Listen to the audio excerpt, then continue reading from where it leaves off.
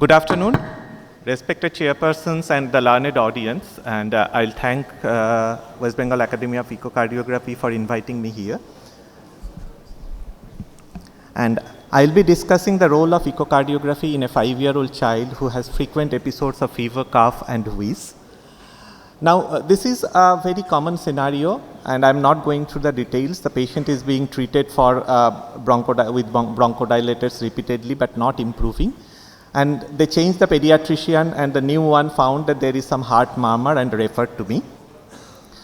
When the X-ray was done, and you can see that there is a very prominent pulmonary bay, and the patient I took for echocardiography, the intracardiac structures looked quite normal. There was no shunt except some right ventricular dilatation. But if you look at the pulmonary arteries, they are hugely dilated, almost 3 times the size of the aorta. And there is severe pulmonary regurgitation. The pulmonary valve annulus is dilated 20 millimeter in a 5-year-old child. But the pulmonary valve leaflets are rudimentary, and there is severe pulmonary regurgitation. Now, question is whether this pulmonary dilatation can be the primary cause of this repeated wheezes. Now, if we look at the normal relationship of the pulmonary artery and the airways, they lie at very close proximity. And any dilatation of the pulmonary arteries can definitely compress the airways, and depending upon the site of obstruction, there can be stridor or there can be wheezes as well. Now, if you ask any pediatricians, frequent episodes of wheeze are quite common. Almost 1 in 4 child will have a single episode of wheeze in the first year of life, and at least 50% will have 1 episode of wheeze within the first 6 years of life. Now, good thing is that they respond well to bronchodilators, and as the child grow up, most of the time these episodes subside. So the question is, when do we need to investigate? So if we look at the different causes of wheeze, definitely bronchospasm is the most prominent cause as bronchial asthma or reactive airway disease. But there are definitely some cardiac problems as well, which can cause congestive heart failure, resulting in the thickening of the airway lumens, and there may be compression of the airways by dilated heart structures, usually the left atrium or the pulmonary arteries. Now, problem is that cardiac and pulmonary diseases are so closely interrelated that it is very difficult sometimes in young children to find out which is the primary problem. So it is very important to know as an echocardiographer what we should do and when the child should be referred for cardiac evaluation. That is the responsibility of a pediatrician. So definitely, if a child is not responding well to the usual treatment, or if there is any clinical suspicion the child has a cyanosis, there is a murmur or features of heart failure, or if the X-ray is abnormal, definitely such a child will require proper cardiac evaluation, and usually it is echocardiography. Now, what to look in echocardiography? Definitely chamber enlargement. As an echocardiographer, we know in adults also a very large LA is one of the main cause of airway compression. There may be heart failure which can present with wheezes, and there may be vascular abnormalities like abnormal aortic branching, or abnormally dilated pulmonary arteries which can cause airway obstruction.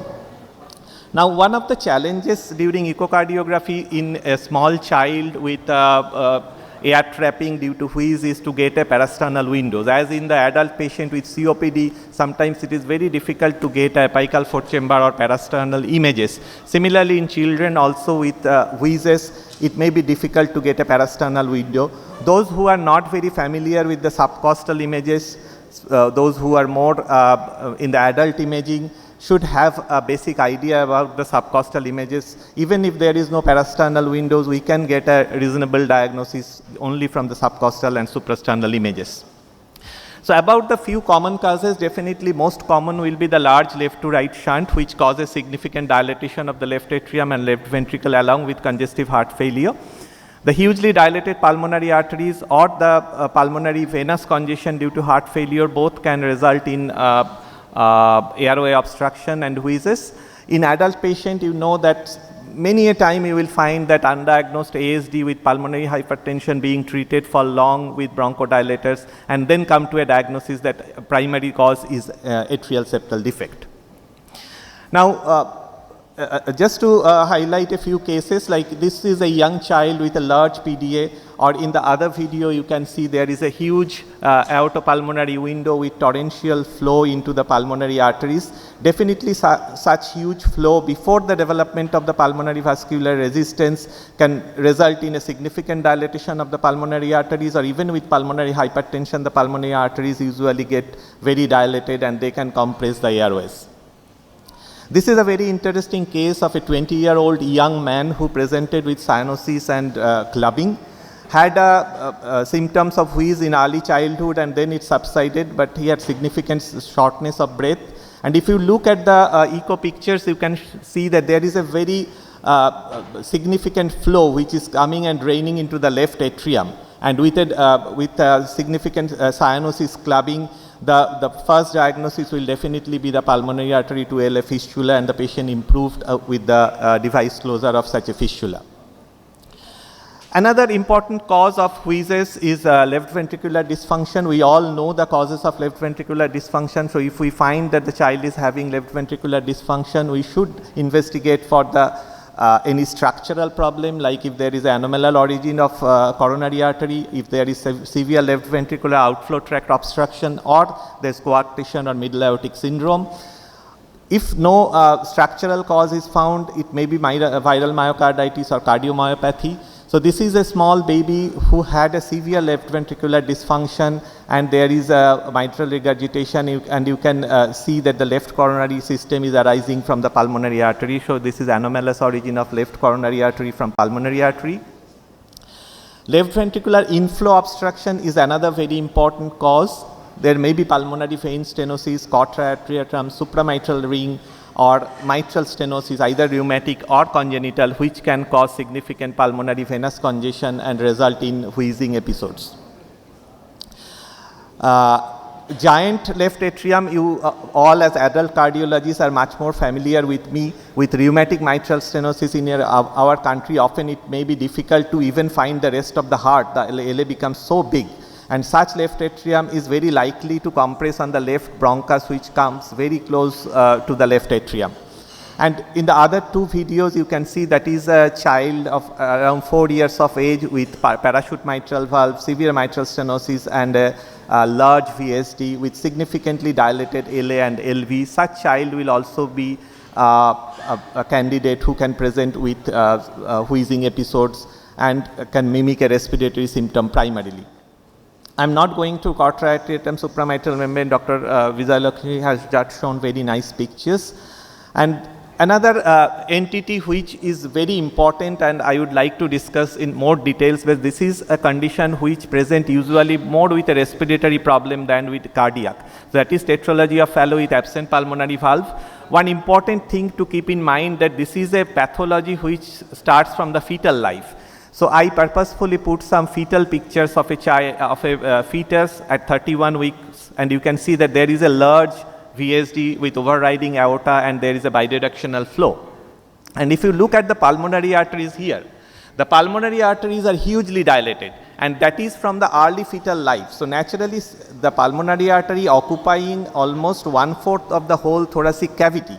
So the whole pulmonary airways as well as the lung development will be hampered with such a large structure within the mediastinum.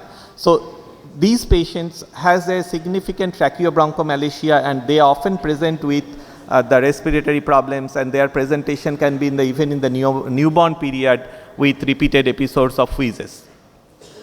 And you can see that there is significant pulmonary regurgitation which is causing the right ventricular dilatation. Another thing I would like to mention is congenital heart disease can be associated with tracheobronchomalacia. There may not be any relationship with the congenital heart disease with the airway problems. Even if there is no pulmonary artery dilatation, no chamber enlargement, significant heart problem which can press the airways, they can be associated with tracheobronchomalacia that we can keep in mind. So I would like to end my talk with take-home messages that wheezing is not commonly associated with cardiac problem, but there are some causes which we should keep in mind, and we should investigate with proper echocardiogram to find out so that selected population. And definitely echocardiography is not diagnostic, but further imaging in suspected cases will help us to reach at a precise diagnosis. Thank you so much.